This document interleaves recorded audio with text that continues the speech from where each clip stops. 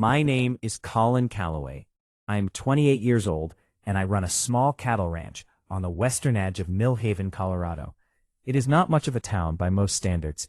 Just a few general stores, a feed supply store, a gas station, a little church, and a diner that always smells faintly of burnt coffee in the mornings. The roads are mostly dirt. They stretch past pastures, wooden fences, and old barns.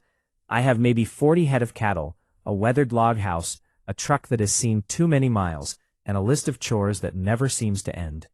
I am not rich.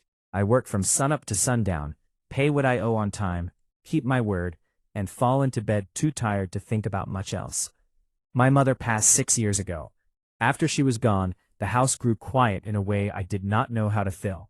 No more Sunday baking smells, no more reminders to hang up my coat properly, no one asking if I had eaten when I came in late. I never said it out loud, but there were nights after I had shut the barn and turned off the porch light, when I stood in the empty kitchen and felt the clear shape of what was missing. The Harmon family lives east of me, just across a dirt road, a stretch of pasture, and a fence line that runs along a small creek. Daniel Harmon, his wife Ruth, and their daughter Clara. We have been neighbors a long time. When my mother was alive, Ruth would sometimes bring over a pie. When the Harmons needed a gate fixed or a few boards replaced in the barn, I would go help. Out here, you do not talk much about neighborly duty. If someone needs a hand, you show up. That is just how it works. Clara Harmon is 24. She is the kind of person everyone in town thinks well of, not because she tries hard to please people, but because kindness seems to come naturally to her. She wakes early to help her mother at the little bakery on Main Street. They make bread, apple pies, butter cookies, and hot coffee for folks passing through. In the afternoon, she tends the garden and helps her father with the books. And if someone in the valley is sick, she is the one carrying soup or fresh rolls to their door. I had known Clara for years. I had eaten supper at their table. I had seen her set an extra plate when I stopped by to fix something. I had watched her behind the bakery counter, hair tied back, hands dusted with flour, smiling and calling customers by name. I had heard her ask her father about the hay supply for the cattle. I had seen her take soup to old Mr. Briggs when his back was bad. For a long time, though, I only thought of her as the Harmon girl, a good, steady, likable young woman, the kind any man would be lucky to marry someday. I did not realize I was looking at someone I would one day hate to live without. That summer, the spring rains ran high and washed out 2 sections of fence between my place and the Harmons. One Tuesday afternoon in July, I took my hammer, new posts, wire, and toolbox out to fix it. The sky was clear, sunlight spread across the grass, and a soft wind moved through the cottonwood trees along the creek, sounding almost like someone whispering through the leaves. I was driving in a new post when Clara stepped out the back of her house near the fence line by the water. She carried a basket of laundry. Plenty of folks out here still hang clothes on the line when the weather is good. The wind off the pasture gives everything a clean smell you do not get from a dryer. She set the basket down, stretched the line, and began pinning up shirts and towels one by one. She didn't see me at first. I didn't call out. I kept working, but my eyes kept drifting toward her. Clara moved with a quiet, unhurried sureness. She shook out each piece, smoothed the fabric, and hung it straight. Nothing showy, just ordinary work done well. And for the first time I noticed how the late light caught in her hair, how there was still a faint trace of flour on her sleeve from the bakery that morning. She looked like someone who made the world around her a little steadier without ever making a fuss about it. Then she glanced up and saw me. "Colin," she said. I rested my hands on the hammer handle. "Clara," she looked at the fence. "Creek got it again?" "Every year." She smiled a little. "Dad keeps saying we ought to set the post deeper on our side, but he keeps putting it off." We talked a bit about the weather, the cattle, how busy the bakery had been that morning, and whether old Mr. Briggs' back was any better. Small things, the kind of talk neighbors have. After a while, she went back to hanging clothes, and I went back to the fence. But something had shifted. I found myself watching her longer than I should have. By the end of July, the town held its summer social at the community hall. In Mill Haven, that is the big event of the season. Not big like a city fair, but big enough that most everyone shows up. Long tables of food, Pies and grilled meat and potato salad. Live music. Kids running on the grass. Grown folks talking about hay prices and who was sick and who had just had a baby. I got there and saw the Harmons had already arrived. Daniel in his best shirt, Ruth with her hair pinned neat. Clara wore a simple light blue dress, clean and modest, nothing fancy, but it suited her. She was helping her mother set out the baked goods, apple pies, butter cookies, sweet rolls, and little hand pies the bakery had made that morning. She moved between the tables, talking easily with people she had known all her life. I stood across the yard and watched her. I told myself it was just coincidence that my eyes kept finding her, but I knew better. 3 different men asked her to dance inside 20 minutes. I saw every one of them. I stayed by the drinks table holding a glass of iced tea, making small talk with folks I knew, but my gaze kept drifting back. After a while, Mrs. Morrison, a widow who had known me since I was 11, came and stood beside me. She held a cup of lemonade and looked from Clara to me. "Colin," she said, "you have been watching Clara Harmon all evening." I answered too fast. "I have not." She laughed softly. "Boy, I have known you since you were knee-high. Trust me, you are watching." I did not argue after that. She patted my arm once and moved on toward the food tables, like she had simply pointed out something obvious that only I had been pretending not to see.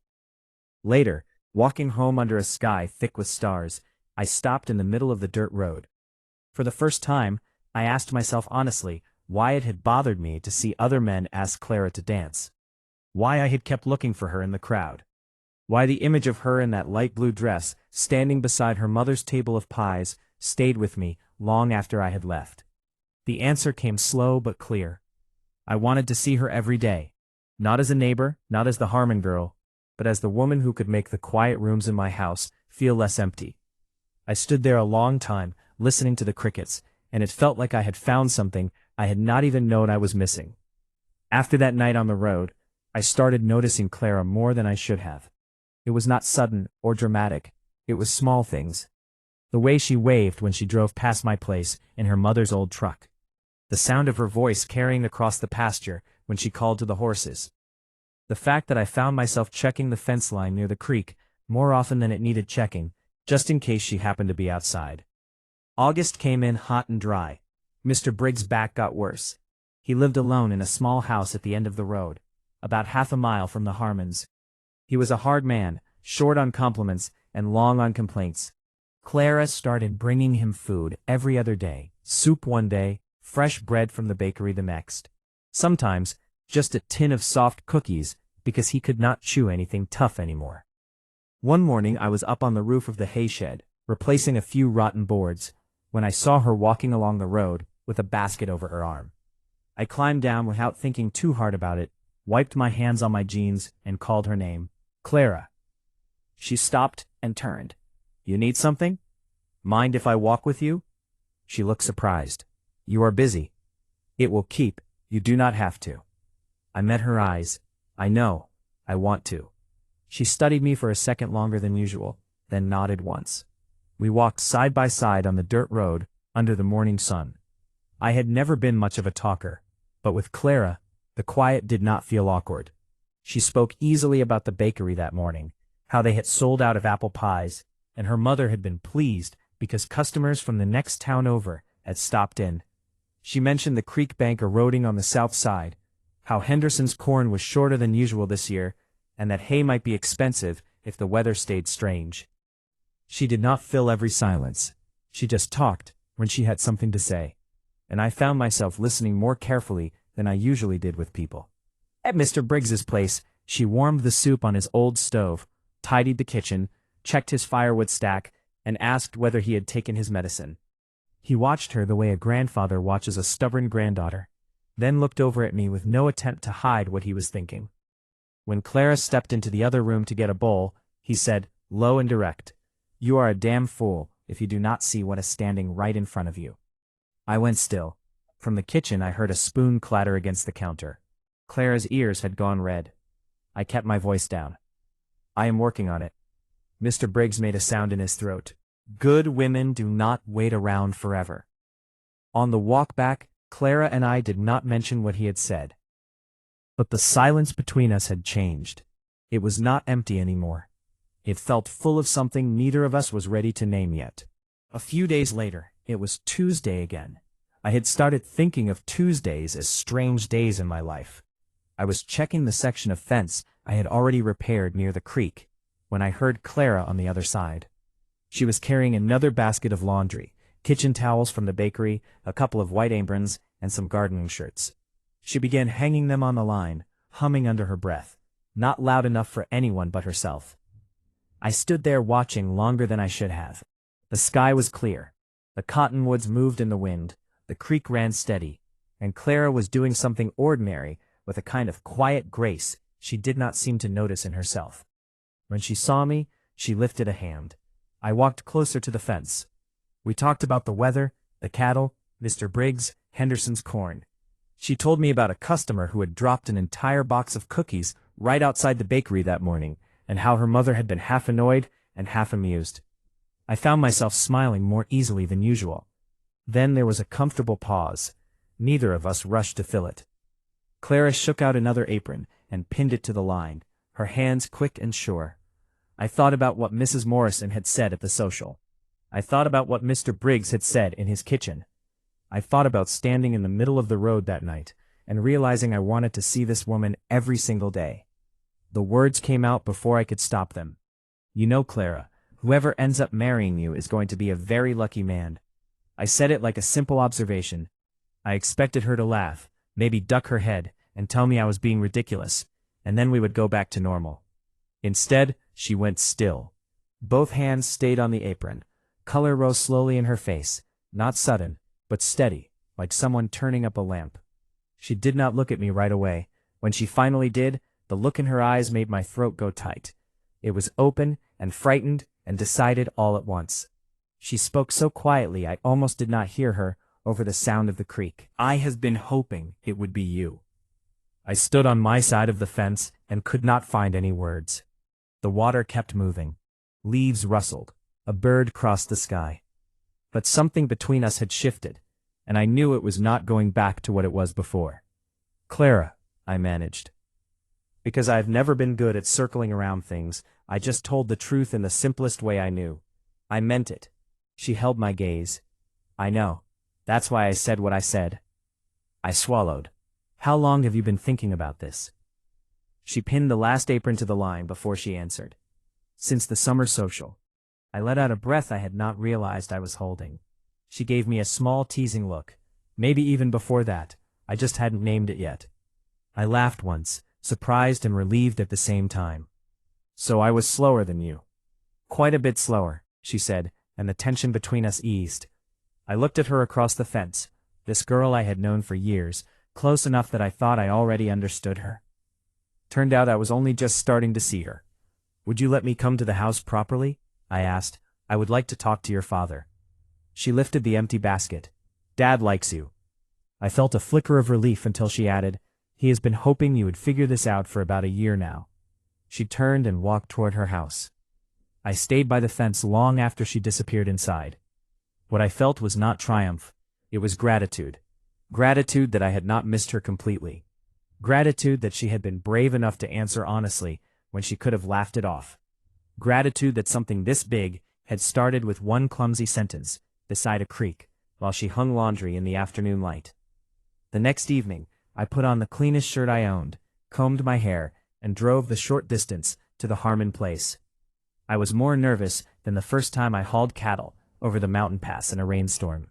I am not a timid man, but standing on their porch that night felt like stepping into something that mattered more than anything I had done in years.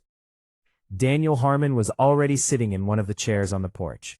That told me Clara had spoken to him.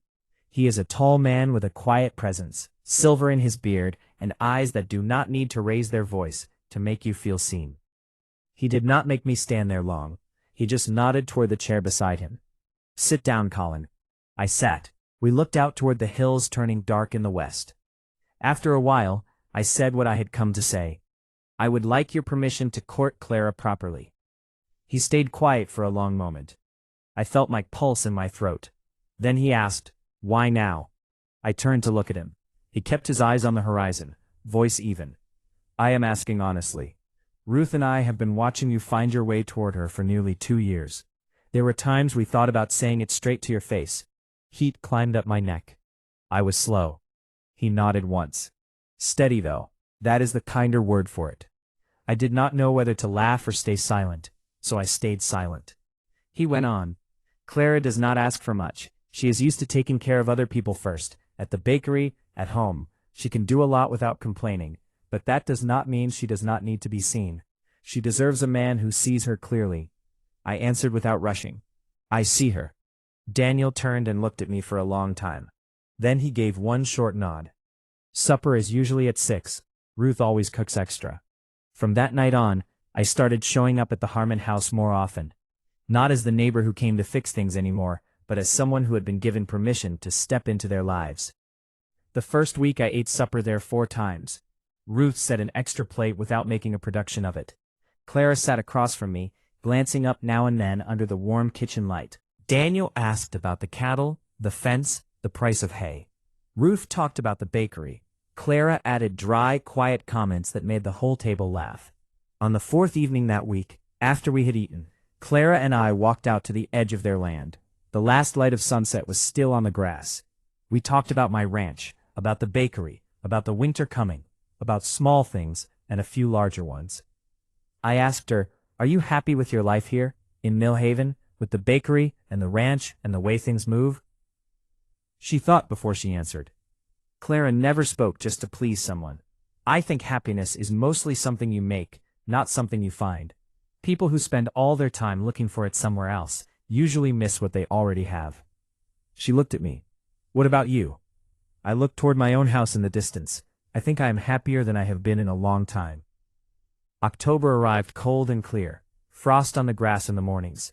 The getting to know you between Clara and me happened at the pace of 2 people who lived by work. Never much free time, but always finding small pockets for each other. I came for supper. We walked out to the creek. I drove her into town when she needed more flour or boxes for the bakery. She helped me sort through the messy ledger for the ranch, because she was better with numbers than I was. I brought her wildflowers from the north pasture. Not bought flowers, just ones I saw and thought she might like. She pressed them between the pages of a book, without saying much. But a few days later, I noticed they were neatly arranged there. One afternoon after the bakery closed early, she tried to teach me how to make an apple pie. I ruined the first attempt. The crust was too thick, and the filling ran everywhere. Clara looked at it for a few seconds, then said, "It has personality." "Is that your way of saying it is bad?" She smiled. "It is my way of saying you will do better next time." I fixed the sticking gate at their place without mentioning it to anyone. 2 weeks later, Daniel shook my hand when I was leaving. He did not say a word about the gate, but the handshake said enough. There was one night in the middle of October, when I was walking across the field toward their house for supper, and I stopped. Their lights were on, warm and steady. I knew that inside, there would be the smell of something baking. Ruth's voice in the kitchen, Daniel at the table, and Clara listening for my footsteps so she could open the door before I knocked. And because it all felt so right, I got scared. I had grown used to not wanting anything too clearly. Wanting something outright means you can lose it outright. I had lost my mother. I had lost the feeling of having a real home waiting for me. For years, I had lived like it was enough to just work, pay what I owed, and keep everything steady. But Clara made me want more. I stood in the middle of that field for 10 minutes. Then I kept walking. She opened the door before I could knock. "You are late," she said. "The cookies are almost cold." I stepped into the warm house, looked at her, and thought this is what I almost did not let myself have. That night at the table, Clara said something I have remembered ever since. She said it was easier to talk to me than to a lot of people she had known for years. I asked, "Why do you think that is?" She thought about it. "Because you actually listen, a lot of people are just waiting for their turn to speak." I looked at her across the table. "I learned that from you." She smiled. "Good. When you decide to try, you learn fast." I smiled back, but inside I was very sure of one thing. I wanted to hear Clara say things like that for the rest of my life. I asked Clara to marry me in November, right at the fence by the creek. At first I thought maybe I should take her up on the hill, where you can see the whole valley at sunset. I thought a proposal ought to have a beautiful view. Something planned and memorable. The longer I thought about it, though, the more I knew that was not right for us. Our story did not start on a hilltop. It started here, beside this creek, between this fence and a clothesline, with one honest, clumsy sentence. I had been carrying my mother's ring in my pocket for 3 weeks. It was a plain silver band with a small stone. Nothing expensive, nothing flashy, but it was what she had left behind. And to me, it stood for a house, for staying power, for the kind of love that does not make noise, but does not leave either. The afternoon I chose, the cottonwoods had turned yellow and were starting to drop their leaves. There was a sharp edge to the air, the first real bite of winter. Clara had a shawl wrapped around her shoulders. We stood near the water, close to the section of fence where she had once hung white bakery aprons in the sun. "Clara," I said. She turned. I took the ring out. I had imagined I would speak smoothly, but when I saw the way she was looking at me, all I could do was tell the truth in the simplest way I knew. I know I was slow. I know it took me longer than it should have to see what was right in front of me. But I see it now. I see you clearly every day.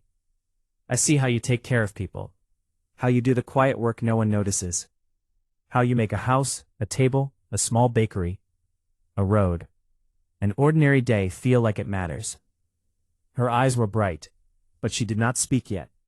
"I want to keep seeing you every day," I went on. "I want to build a life with you. A house, a family, something we make together."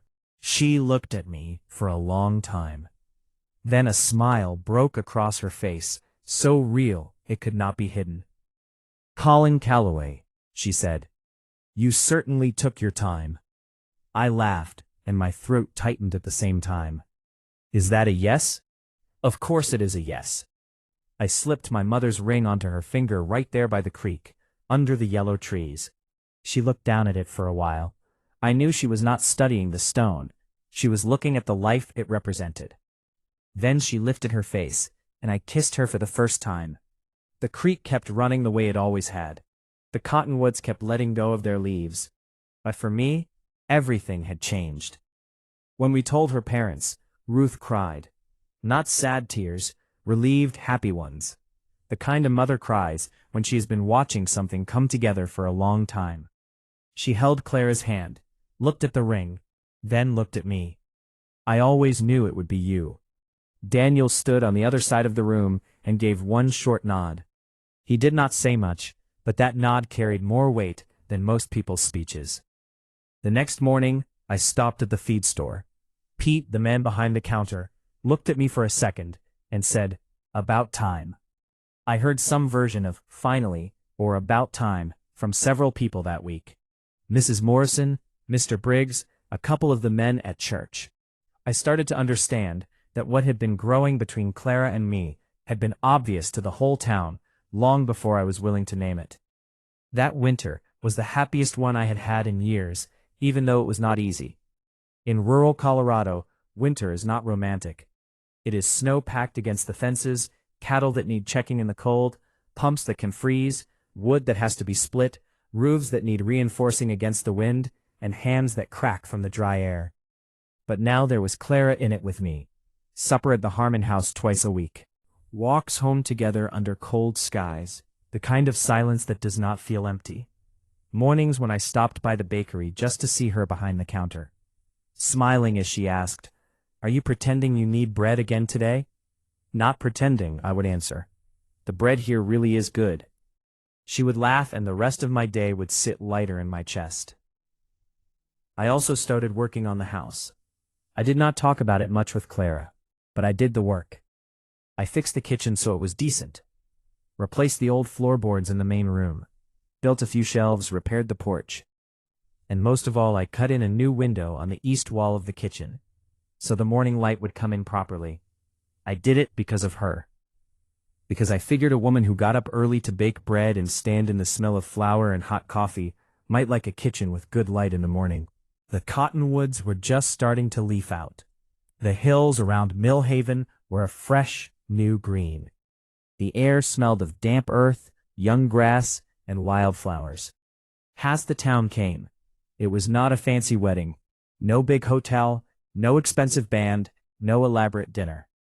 We held it on the grass near the Harmon house.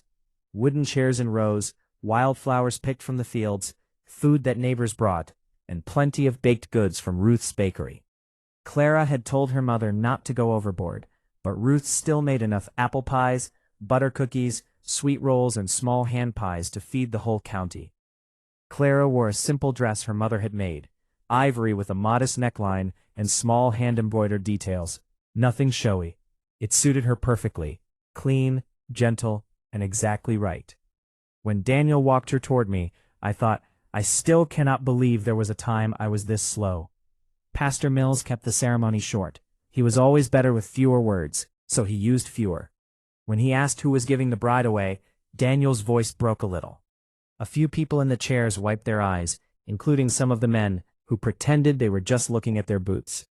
I said my vows to Clara while looking straight at her. I promised I would see her every day, not only when she was strong and kind and taking care of everyone else, but also when she was tired, when she needed to be held, when she did not want to be the steady one anymore. I promised I would not let her love me in silence. I promised I would walk beside her, steady even if I was slow, and build a life we made together. Clara's vows were quiet and clear. She said she had waited for me to see her, but what she loved was my steadiness, my honesty, and the fact that I had finally stepped forward, even though it took me a long time. She said happiness was not something that would fall from the sky, it was something we would make day after day. Then we were married. People ate and laughed and danced on the grass until the sun went down. Mr. Briggs sat in the front row, grumbling that the music was too loud, but I saw him wipe his eyes twice. Near the end of the evening, Mrs. Morrison walked past me and said only one thing. I told you so. I smiled. This time I did not argue. That night Clara came home to my house, our house now. The floors were new, the kitchen was fixed, and the east window let in clean morning light. She sat at the kitchen table with her hair down after the long day, both hands wrapped around a cup of tea. She looked around the room, then looked at me with an expression I had not seen before. She was no longer the neighbor girl across the fence. She was no longer the girl I had to ask permission to court. She was my wife, the woman who would wake up here, eat here, laugh here, cry here, and grow old here with me. We are going to be very happy here, she said. You know that, don't you? I know. She tilted her head. When did you know? I smiled. Maybe later than you. Clara smiled back. But you got here. I reached across the table and took her hand. I got here. The years that followed were not a fairy tale. We worked hard. There were seasons when hay was expensive, when cattle got sick, when storms knocked down fences, when money was tight for months at a time. But the life we built was made of ordinary days and the choice to keep choosing each other. The ranch grew. In the second year, we built a new barn. In the third, we improved the pasture. Clara took over the books because she was better with numbers, and we both knew it. She still helped her mother at the bakery on busy mornings, especially in winter. Sometimes she brought home warm loaves, and the house that had once felt cold always smelled of bread and butter. She also started a small group of women in the valley who shared tools, seeds, canned goods, and extra food during hard seasons. She never thought it was anything important, but people in Millhaven still talk about it years later. Our son was born in the spring of the third year. We named him Daniel, after her father. He came into the world with strong lungs and strong opinions. Clara said he was like me. I said he was like her. The truth was probably both. 2 years after that, our daughter arrived. I named her Margaret, after my mother. She had Clara's eyes and my stubborn streak. Clara called it a dangerous combination. I called it perfect. One Tuesday afternoon in the 5th autumn after our wedding, I was repairing the fence by the creek again after high water, the same way I always did. Clara came down with both children. She carried a small basket of laundry, kitchen towels, and the kids' clothes. She set it near the line the same way she used to years ago. Daniel ran ahead, yelling for me to lift him onto my shoulders. Margaret toddled behind with a serious little face, as if the whole world should wait for her to catch up. Clara lifted a hand and waved, exactly like she had on that first summer day. I climbed over the fence, lifted Margaret into my arms, and let Daniel scramble onto my shoulders. They immediately started arguing about who got the better spot, while Clara laughed. After we negotiated peace, The children played in the grass, and Clara leaned her head against my shoulder. The cottonwoods were yellow again. The creek still ran. Small towels moved on the line in the wind. Everything was different and exactly the same. "Do you still remember that first summer?" she asked. "By this fence, you told me whoever married me would be very lucky." "I remember." She looked at the two children, then toward our house in the distance. "You were right." I looked at her. "I am the lucky one." Clara shook her head, practical as she had always been. "We both are." "Yeah, both of us." That afternoon, I stood among my wife, my two children, the old fence, the old creek, and the old clothesline, and I understood clearly what I had almost missed. I had almost missed Clara. Not because she was far away, but because she had been right beside me the whole time, in the suppers at her parents' house, in the bakery, in the soup she carried to Mr. Briggs, in the laughter at the summer social, in the lights of her house across the pasture. I used to believe the important things in life had to be found somewhere distant, but the biggest thing in my life had been here all along, doing ordinary work, waiting for me to be brave enough to see it. I was not a coward. I was simply someone who had grown used to not wanting anything too clearly, because wanting it meant I could lose it. But Clara taught me that some things are worth wanting, even when wanting them is frightening. And the luckiest thing that ever happened to me was that on an ordinary Tuesday afternoon beside the creek, I finally told the truth. Clara, who was braver than I was, told the truth back. From that one sentence, our whole life began. This story teaches us that true love often grows slowly in everyday moments, not in big dramatic events. It shows the value of patience, honest words, and noticing the good people right beside us. Kindness, hard work, and steady character matter more than flash. Good relationships are built on respect, listening, and choosing each other day after day. Sometimes we are slow to see what is important, but it is never too late to be brave, speak the truth, and walk toward the person who makes ordinary life feel meaningful. Family, community, and simple acts of care create the strongest foundations for happiness. If you enjoyed this story, please give this video a thumbs up, share it with your friends, and leave a comment below with your thoughts. Your support helps this channel grow and allows us to bring you more amazing stories. Don't forget to subscribe and turn on notifications so you never miss a new video. Thanks for watching, and see you in the next one.